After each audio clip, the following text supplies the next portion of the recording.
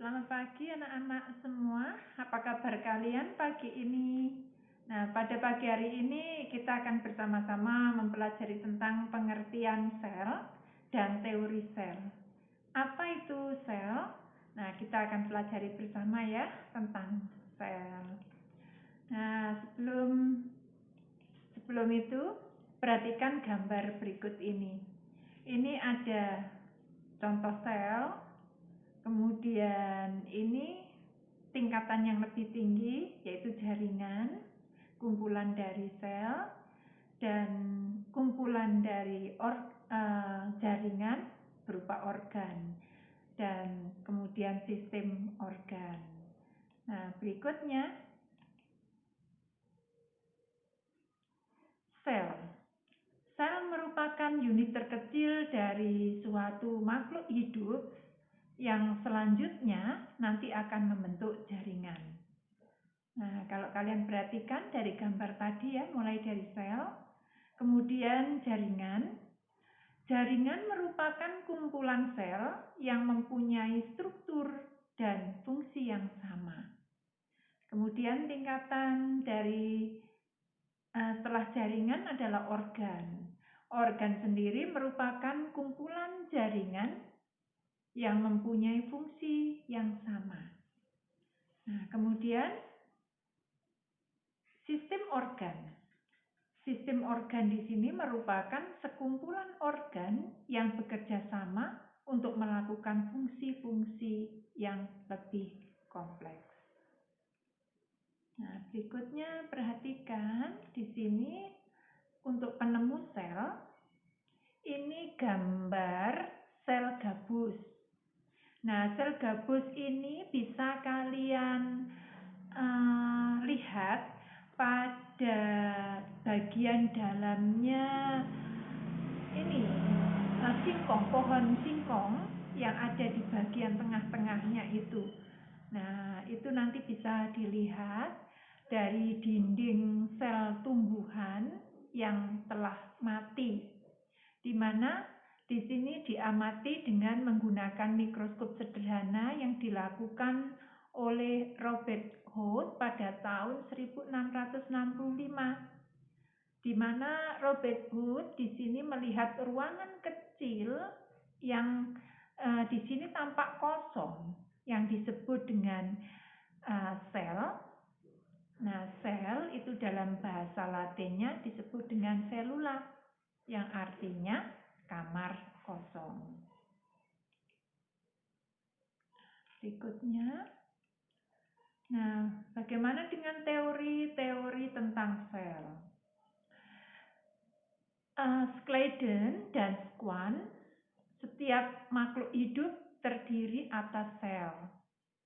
Tubuh organisme bersel tunggal terdiri dari sebuah sel, sedangkan organisme yang lainnya tersusun atas banyak sel atau sering disebut organisme multiseluler. Dengan demikian, sel merupakan kesatuan struktural suatu makhluk hidup. Nah, kemudian ada Johann Purkinje. Dia menyampaikan bahwa cairan di dalam sel hidup yang merupakan bahan-bahan embrional di dalam telur disebut dengan protoplasma. Kemudian ada Robert Brown. Nah, Robert Brown di sini menyampaikan bahwa inti sel, nukleus yang merupakan struktur dinding dari sel. Nah, sedangkan dari Felix Durjardin, dia menyampaikan bahwa bagian sel yang terpenting adalah cairan yang ada di dalam sel. Ya, cairan yang ada di dalam sel itu disebut dengan protoplasma. Bagaimana pendapatnya Max Schulze? Sel merupakan kesatuan fungsional kehidupan. Sedangkan Rudolf Virchow menyampaikan bahwa sel merupakan kesatuan pertumbuhan makhluk. Artinya, bahwa pertumbuhan makhluk hidup adalah hasil perbanyakan dan pertumbuhan sel. Semua sel berasal dari sel itu juga. Nah, berikutnya, bagaimana dengan teorinya Anthony van Leeuwenhoek? Dia menyampaikan bahwa mengamati mikroba air yang diamati dan juga mengamati spermatozoa yang ada di dalam sel mani manusia.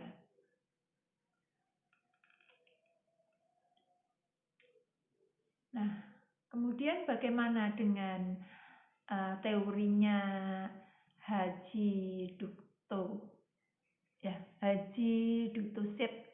Dutrosit ya. Semua tumbuhan dan hewan terdiri atas sel dan berbentuk gabungan yang sangat kecil. Kemudian teorinya Hugo, Van Moh, dan Carl Nugeli, dia menyampaikan, dia mempelajari tentang pembelahan sel, serta inti sel, dan juga plasma sel yang mengalami pembelahan. Kemudian dari E. Strasburger dan W. Fleming, dia menyampaikan bahwa inti sel memelihara kelangsungan hidup suatu jenis makhluk hidup dari generasi ke generasi berikutnya. Nah, bagaimana teorinya Hedwig? Dia membuktikan bahwa inti spermatozoa bersatu dahulu dengan inti ovum sebelum membentuk embrio. Nah, kemudian teori Eisenstein bahwa sel merupakan kantong yang berisi organel. Ya, karena di dalam sel itu terdapat organel-organel sel. Kemudian bagaimana menurut teorinya Ernst Ruska? Dia sebagai penemu mikroskop TEM, sehingga di sana sel itu dapat dilihat atau dapat melihat sel dengan lebih jelas.